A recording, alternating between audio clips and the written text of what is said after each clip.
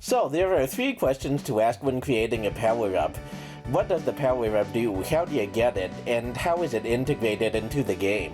Let's take a look at a classic game like Super Mario Bros. Well, in Super Mario Bros. There's the Super Mushroom, and the Super Mushroom makes you bigger. The mushroom gives you an extra layer of defense, and you can get it from a question mark block. And, well, it's integrated to the game by, like I said, giving you an extra layer of defense. Normally in small mode, if you get hit by a Goomba or Koopa Troopa, you're dead. But if you have a Super Mushroom, then you just shrink back, and then if you get hit again, you're dead. It's also well integrated into the story too, mainly because Super Mario Bros. Just has a lot of fantasy elements, and the magic mushrooms were inspired by the mushrooms in Alice in Wonderland, I think. Another classic game I'd like to bring up is Mega Man. Let's take, for example, the Air Tornado.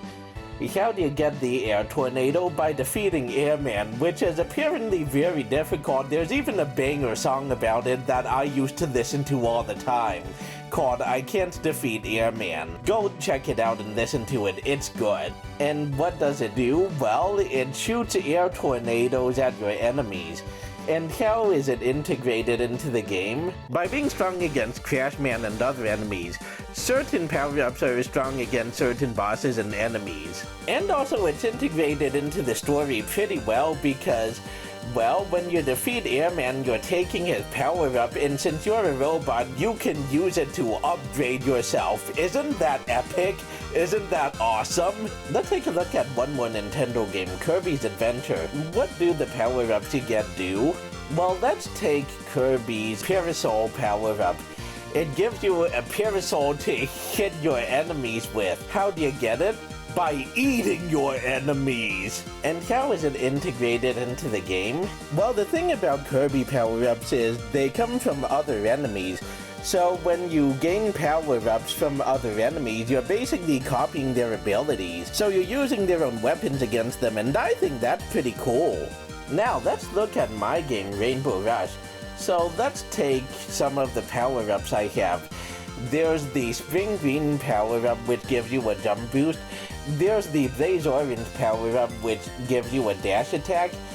And there's a Paintball Purple power-up, which gives you projectile. For the record, I actually didn't come up with these power-ups myself. My classmate from my 2D games class did back when this was a class project. And a friend of mine also came up with the names of the power-up. There's also more than these, but I want to focus on one of the main 3 first. So, which power-up do I feel like talking about?